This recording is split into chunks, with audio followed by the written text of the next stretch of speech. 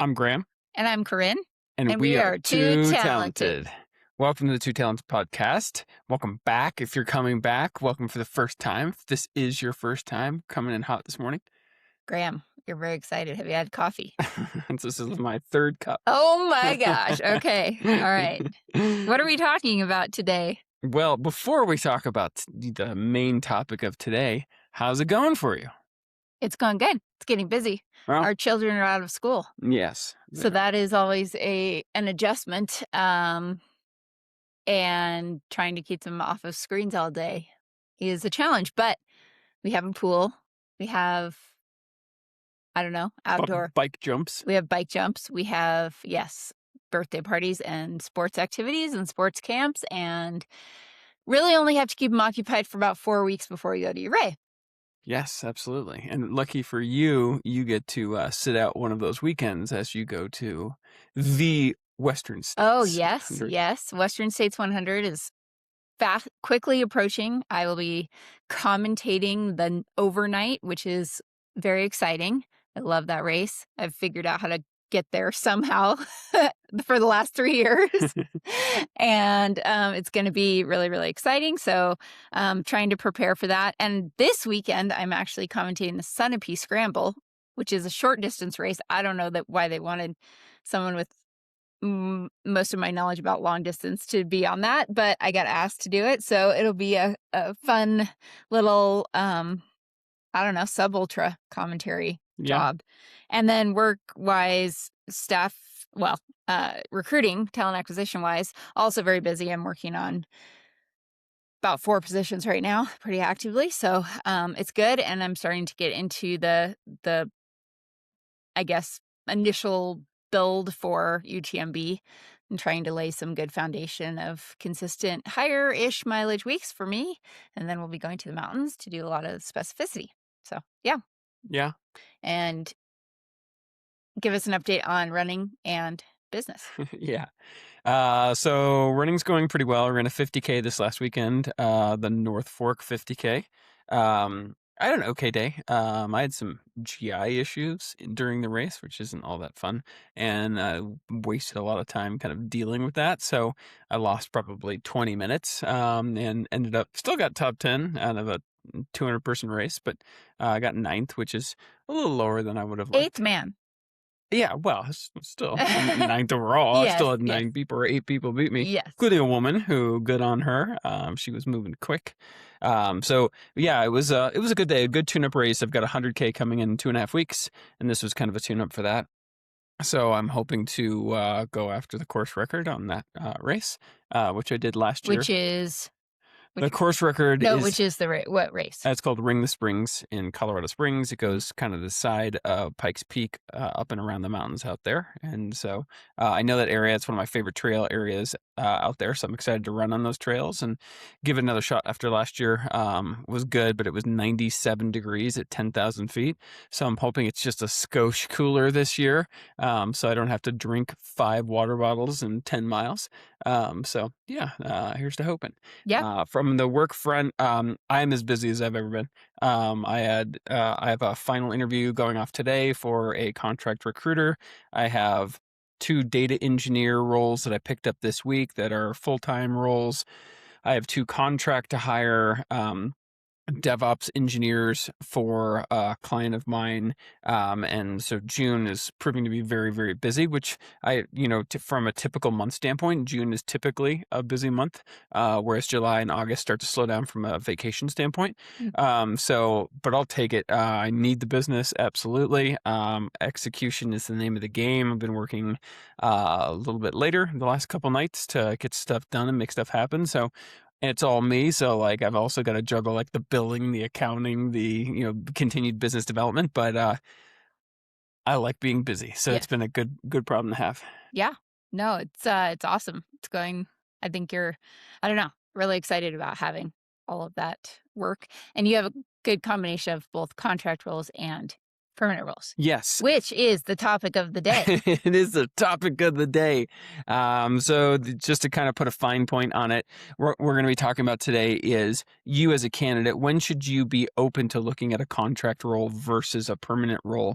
And in fact, I've got two contract roles right now, which I think are very good cases for when a person who might not normally consider a contract role might consider it for this one, Yeah. because they're pretty unique. So we'll be kind of diving into that. Anything we need to cover before we jump in? Um, no, I think we're good. Let's do it. Awesome.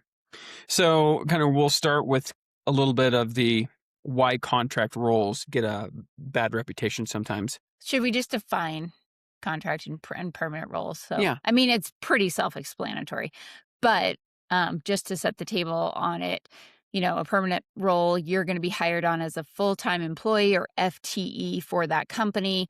It means you are under an employment contract. You typically have You could be hourly or salaried, depending on the type of role. That would be a non-exempt or an exempt role.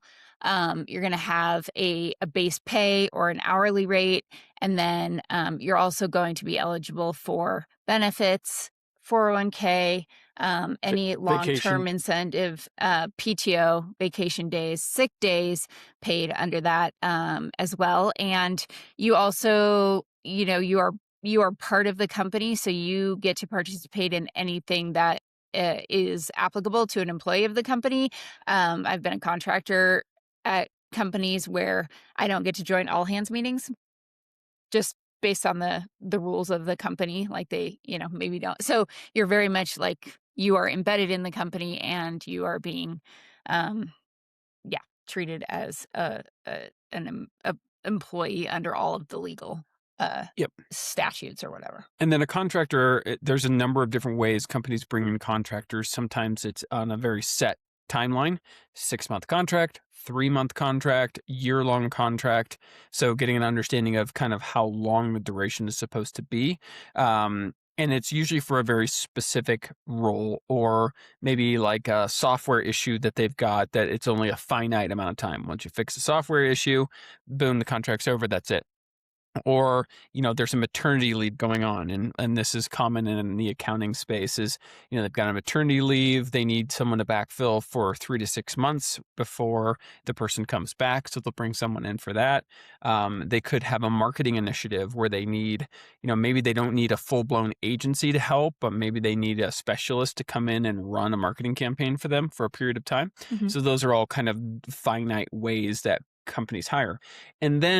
And we'll talk about this a little bit later, but there's contract to hire, Mhm. which is a little bit of a different thing. It's kind of like what I'd consider contract light, and it's when it's a contracted period, but then at the end there is an option for either party, for both parties really, to say yes, this was great. I want to be a full-time employee, and the employer agrees, and that's that.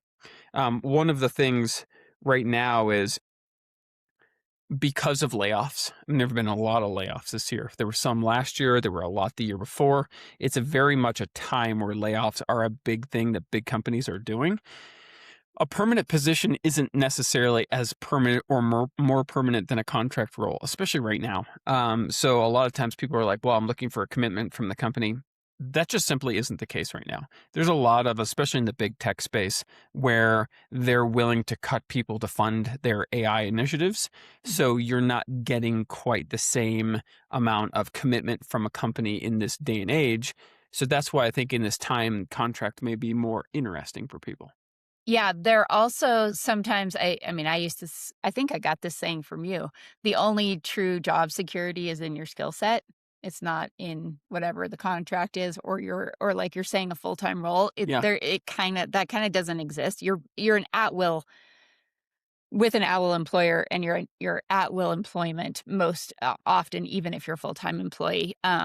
There are like HR hoops to go through. The company has to offer you certain things like COBRA if they let you go, things like that, or unemployment if you are a full-time employee.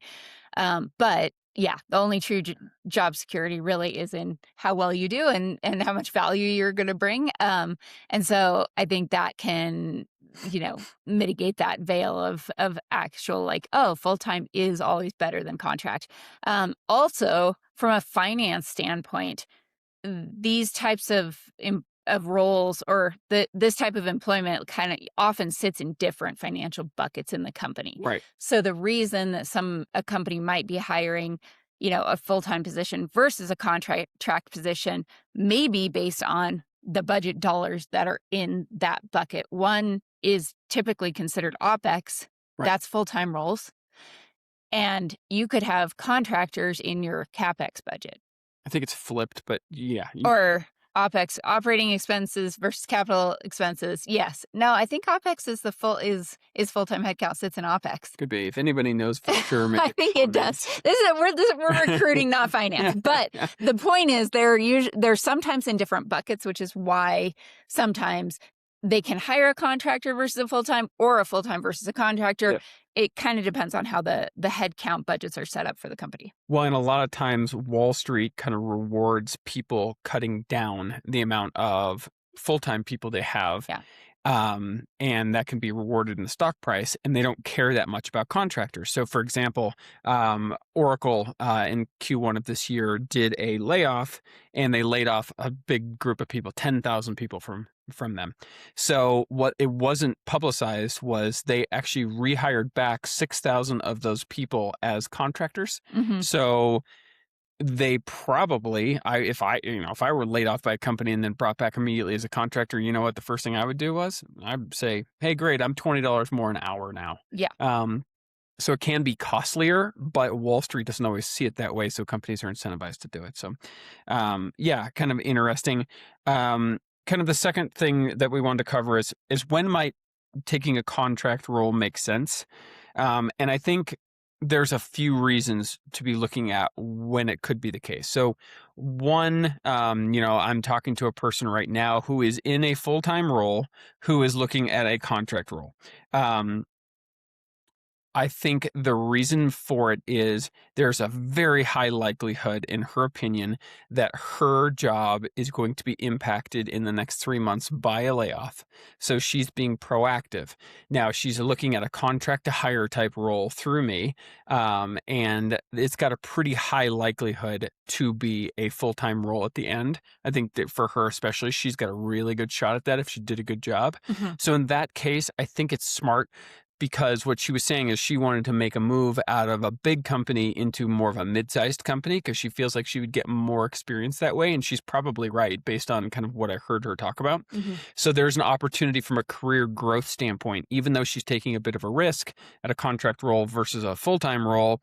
I think in this case, it makes sense. So that would be a use case for, yes, this is why you would take a contract role. Another one is I'm working on a role for a startup company, and they are hiring a couple of contract developers. One of the things that they're trying to do is trying to make sure that they have enough work for the people at the end. It would be almost unbelievable if they didn't. So I think there is also a very high likelihood this role becomes a full-time role. So I'm talking to a couple of people who are working right now who are interested in a startup type of environment coming from a large company again. And so they're willing to take a bit of a risk knowing that it's not a huge risk to take this role. So once again, another place that it could make sense for someone to be looking at a role that is contract versus perm. Some other stuff would be like if you're able to pick up a new software, if you're in accounting or in marketing or in technology that you didn't have previously, maybe you get AI tool experience that you didn't have previously. There could be a lot of different things skill set wise that you could pick up from a contract that you wouldn't have otherwise. Yeah, and depending on the size of the company, I mean, they may be starting a lot of the new roles in that company as they scale as contract to begin Yeah. with, and then to your point, they've got to understand kind of the long-term need and is that the right title? Maybe they're kind of testing out the waters. That's what's going on kind of with me with recruiting. They want the help and they want somebody high level, but maybe they can't afford me as a full-time employee, but they need my expertise and therefore I'm going to do part-time work as a contractor and kind of support their needs as they figure out whether or not they need truly an internal kind of head of like recruiting talent acquisition. So it could be the size of the company too. And back to the budget conversation, that those budgets might also be affected by the type of company it is, if it's private, if it's public, what the Yep. shareholders, also what the board of like that's going on right now with my company. I asked, why did we change over to a new payroll system? What was the impetus there? What was the reasoning? And it was because our board needed better reporting than what we had in our current Mm. system. More So visibility. so those board kind of discussions and whatever the board is needing are often going to drive the business to add that head count, or that system, etc. So yeah, back to kind of the contract roles. You want to talk about some of the other positives of contract, or Yeah, did like we which go through ones? that? I think we kind of did You that. already did. It could be, yeah, a higher pay rate. Yeah, so like one of the things that to be thinking about when you're a contractor is the compensation and Hmm. how you calculate Yeah. it. So the way that I tell most people to come up with an hourly rate for themselves. So let's make it easy. So let's say you're making $100,000 per year. You basically just say to yourself, okay, split that number in half. And then you get an hourly rate of 50 an hour. Hmm. So 100K per year would be 50 per hour ish. So that's about right. One other thing that you need to take into account, if you're making $100,000 per year plus you get full benefits, those benefits are worth about $12,000 to $15,000 per year. Hmm. So you want to factor that in. So you want to add, anywhere between $7 and $10 an hour to make up just for those benefits. So if you're making $100,000 per year, maybe you're asking for $57 an hour to make up for that full compensation package. Hmm. So that's something to kind of be considerate of. If you're going through if you're going through a recruiter, Mhm. um, talk a little bit about the opportunity to maybe get benefits through that recruiter, because that happens as well. Like, there is Yeah. opportunity for a contractor to get benefits through the company they're contracting through. For sure. And so, and I don't know what the breakdown is. A lot of the larger recruiting firms will be able to offer benefits to their Hmm. consultants. Like me, I have a small recruiting firm. I don't have benefits set up through my recruiting firm, so I wouldn't offer that. So I would definitely kind of help the candidate figure out how to get those benefits that they would need, and how much to charge on an hourly rate. So I'll consult with them how to do that exactly. So that's kind of the way I do it. But yeah, so some of the larger companies do offer benefits. Yeah. Or you might consult with them and talk about, or you as the candidate think about, does my significant other, does my Right. partner have benefits that I can jump on? And therefore that, take away that cost from me, and it still makes sense. We Yeah. have benefit coverage, but I'm not having to pick it up from an independent, broker Right. or company. For sure. So really thinking through that benefit cost. One other thing, especially if it's something where it's a shorter term contract, let's say it's 3 months, Hmm. I would probably tack on more money to that hourly rate for a short contract because it's short and they're making no commitment to you, and they're asking you to pause your job search or whatever you're doing to take this 3 month contract. I would absolutely charge more money for something like that. Or if it's a very, very specific skill set, like, maybe you have something in your background that makes you really unique. Maybe as a tech person, you have some new technology that doesn't exist. Maybe it's a specific AI tool that is really in demand. Know your worth there, and you can charge more for that. So there's different ways to charge more for your hourly rate. Yep. Um, so another reason that you could be looking at is getting an opportunity to work for an interesting company. If it's like the role that I've got for the startup, it is a very interesting opportunity that could be very lucrative for a long-term employee. So being able to get your foot in the door to something like that could make something like this worth it. It could be something like maybe you've always wanted to work for a magnificent seven company, like a Tesla or a Google or Meta or any of those, and you have a contract opportunity to get in there. That might be a resume builder as well. So there's a number of reasons that the company makes it worth taking a contract role. Yeah. I think you kinda just have to be maybe in your job search open to looking at both Yeah. because at times, depending on what's going on with the economy, you know, it may be more heavily weighted one side or the other of what is available. So, And I think we're moving into that with all these yeah, layoffs that have happened. yeah. A number of those companies are hiring contractors back. And if you're in the market and you're unemployed, taking a contract role is great. You do hear occasionally on the market, especially this is more the case in finance or accounting, where like someone who had contracted a lot might get a little bit of reputation for being more of a contractor as opposed to an FTE. In technology, it's not really like that as much. Mhm. People don't really care if you took contract or direct hire or any of those types of things. But when you get into finance and accounting, and you want to be a little wary of getting labeled as a contractor only, Mm, because then a lot of times your opportunities are only as contractors when you really want a full time role. yeah.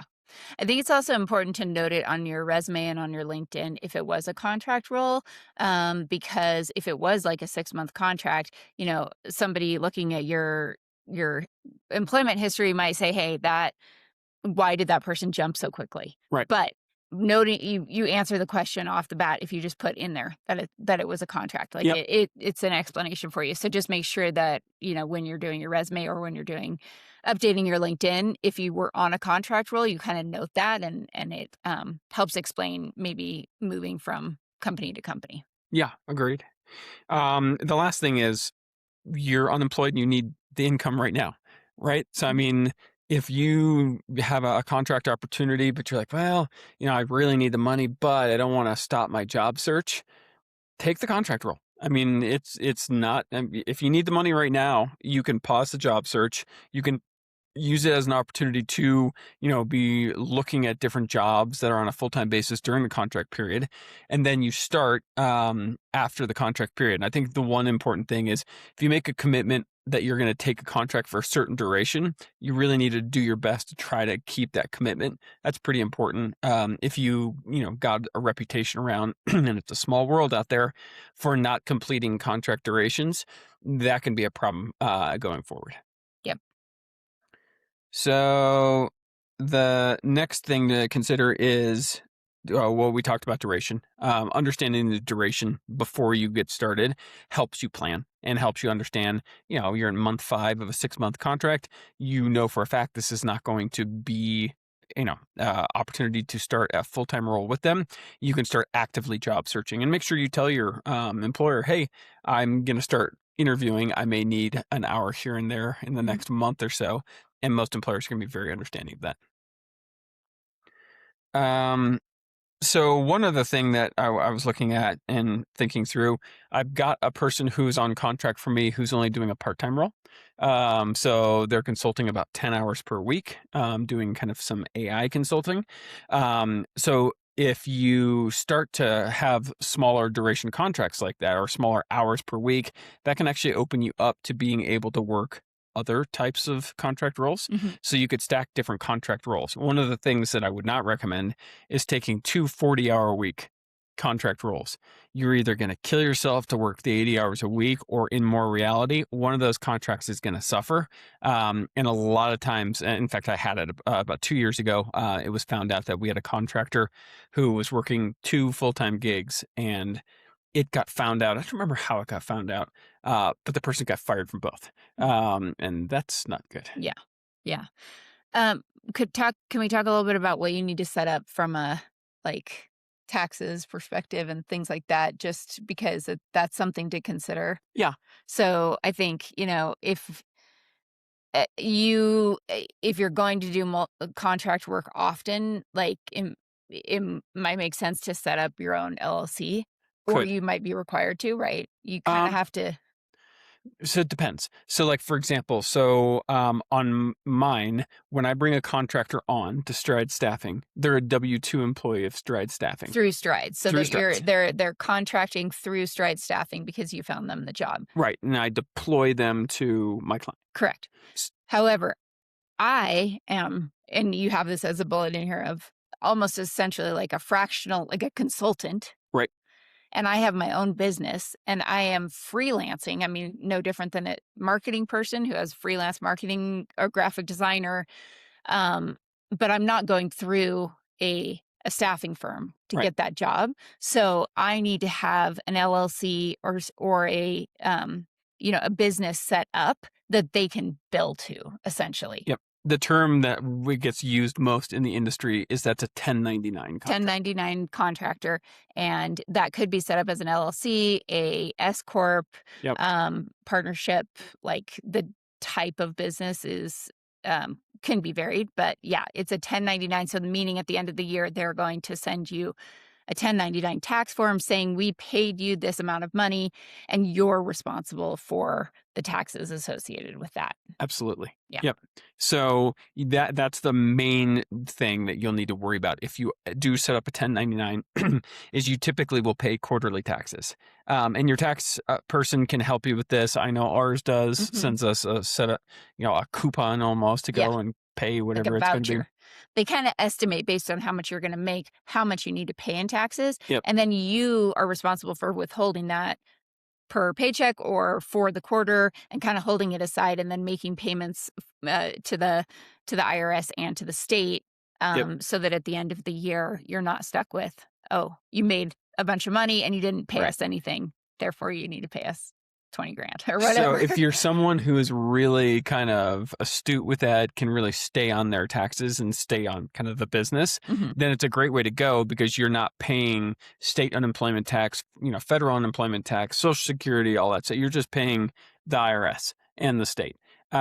If you're someone who doesn't always remember to do stuff like that and maybe a little loosey goosey with your finances, being on someone's W 2 who's going to take care of that for you can be very important and can make your life easier. And if you own your own business, there's a lot of things that you can write off Yep. as business expenses to help kind of lower the amount of so-called, revenue that you are making throughout the year. Yep. For sure. Like your office, potentially your car, Car. things like Yep. that. Your internet, your phone, yeah, those kinds of things. But talk with your tax person about the best way to do that. Absolutely. Um, so I mean, we kind of covered fractional a little bit, taking on kind of a shorter duration hours project. So we can move to, and actually we talked a little bit about contract to hire, Mhm. and we look at all we've We're covered. covering Yep. everything. So one thing that I wanted to put in here is, I've had people kind of go into a contract to hire type scenario with almost like a little bit blinders on, like all they hear is the hire part, right? Mhm. And I had most of my contract to hire people get converted at the end. But I've had a couple of cases where it didn't, where something happened with the budget, so they never were able to do it. And actually, they extended the person twice and they were on for 18 months as a contractor, but then it never led to a full time role. Or they lost budget for the role overall, decided they didn't need it, so they didn't end up hiring it, or it wasn't a good fit and they didn't get extended after the 6 month period. So when you're taking on a contract or hire type role, it's not a guarantee that it's a full time role at the end. Most times, in my experience, it typically is, but it's not always. So don't go into a role expecting to get that offer at the end because it may not come. Yeah, and there's a term in performance management and performance review world that's continuous performance management or continuous. Even in technology, what continuous improvement. Continuous improvement. Yeah. So think of that when you're in a contract role, that it is on you to be communicating properly with, your manager and the business to understand how it's going and not get surprised by those things and do a lot of check-ins. And I think, knowing like how do you just talking about how it's going and what projects could be coming up. Like you can take ownership of that to help make sure that you're informed ahead of time as to the direction that the position's going. Definitely. So the last part we've got is part 5, questions to ask before saying yes to a contractor. So we can kind of go back and forth on these, but Okay. I'll do the first one. So just making sure you're really clear on the compensation. What's the hourly rate? And then something really important. Is there overtime available? Because there are different positions that get paid at different rates. So if you're a non-exempt employee, so I always Any get confused. non-exempt is hourly. Okay. Anything over 40 hours a week, you're going to be paid time and a half. Okay. if you're like a software developer or in the software space, you're typically going to be exempt even if you're hourly. So that means you don't get time and a half. But what that does mean is you could probably work overtime with the blessing of your employer to maybe you work 50 hours per week because you have a software release coming or something like that. Getting clarity on that before you start is really important. You want to make sure that a lot of times companies have very set budgets. And if that's the case and you start working 50 hours a week, you may burn through that budget faster. So making sure that you understand from your employer, is overtime okay or is it not? And then is there a minimum number of hours you need to be working per week? So what's the expectation? Is it 40 hours per week? Is it more? You're expected to work overtime? Are they expecting you to work 32 hours per week? What is the expectation around that? Um, exempt workers cannot make overtime. They can't make over like time and a half Yeah. overtime. They can still work overtime and get paid their normal rate, but they don't get time and a half. I'm positive. Okay. All right. Got it. Um, yeah. So that's, and then, yeah, we could go back to I looked up also to fact check the CapEx versus OpEx real quick. The OpEx, there's different kinds of OpEx. Okay. So CapEx, capital expenditures. So think about in a data center world, that's a one-time cost. Right. We buy a building. Yep. We buy equipment. Those are capital expenditures. OpEx, operating expenditures, things you need for the day-to-day working of the business. But that could, and they're usually like a uh, recurring cost or something like that. But there can be within that OpEx budget, there can be full-time employee budget and contract Okay. hire or contract worker budget, Yep. worker budgets. And I think that ends up going back to more of like, is it a constant recurring fee, like a subscription or something that is going to be the same every month, or is it going to fluctuate up and down? So I think it's two buckets within OpEx, two Okay. different buckets of headcount. Got it. Is how that would be defined from a finance standpoint. Yeah. So, okay, you want me to go to duration? Yeah. Okay. Questions to ask, just being very clear, how long is this, and the answer might be, we don't know exactly. We're going to revisit. That's the answer with my role. Or let's revisit it on a monthly basis and talk about it. As long as both sides are okay with that, that's fine.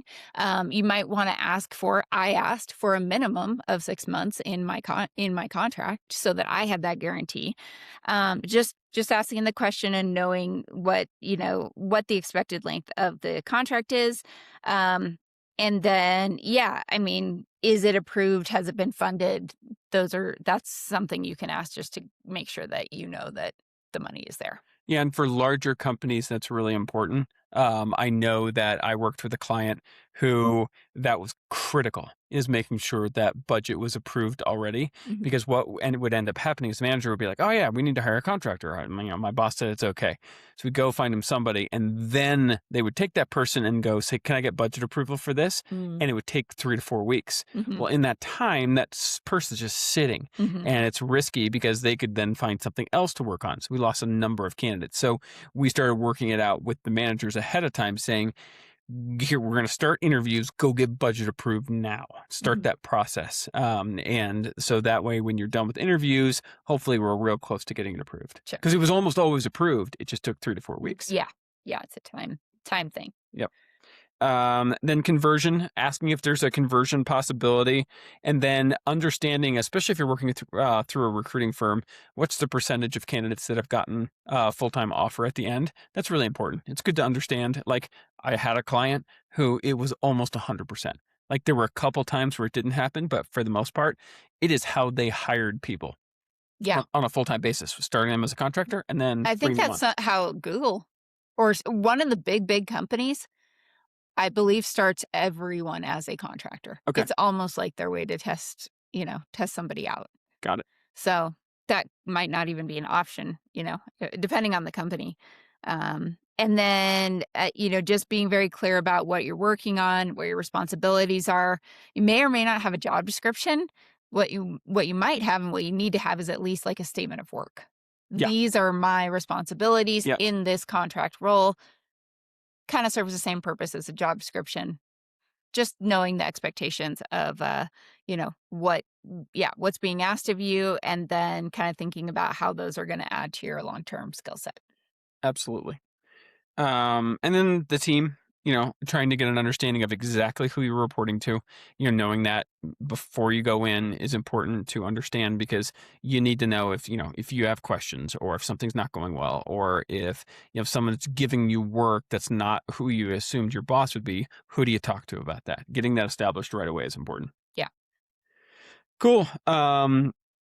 So just to kind of wrap up, I mean, everybody's going to be different and have different career goals. So you have to weigh the full-time opportunities versus the contract opportunities. A full-time opportunity is not necessarily better than a contract opportunity on face value. You have to kind of really evaluate between the two. Hmm. Especially if you're, talking to a company that just had a big layoff and you're interviewing for a full-time role there.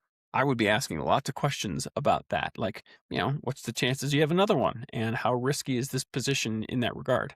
So getting an understanding of that will help you kind of evaluate those types of things. Yeah, and sometimes I think that it depends on where you're at in your career. Earlier career, it might make sense to start in a company as a full-time employee so that you can really start, with 401k and Yep. adding to things like that. And I mean, we both did that of being in full-time corporate roles for many years so that we could get all of those additional long-term perks. And then, over time, it was like, well, our skills have developed enough that we are kind of experts in an area. And therefore, we could look at contract roles because we don't really need to contribute to 401ks anymore. Like we've already Yeah. done that, and we can make more as a consultant, and it can allow us to do the exact type of work that we want to do, and move around from industry to industry or different types of companies. So I think sometimes you have to think about kind of where you're at in your career as well, and the skills that you have and how those, if you are a developer, there's usually probably ample opportunities on both contract and full-time because that is the type of role that gets hired as both. Right. So just thinking about what's my skill set and then like how do those positions for that skill set show up in the market and just being open to it. Yeah. Absolutely. Absolutely. Well, thank you for joining us on Too Talented. If you like this episode, give us a like or subscribe or or share with friends that you think would be interested in this. And we'll be back next week or the following with the next latest episode. All right. See you next time.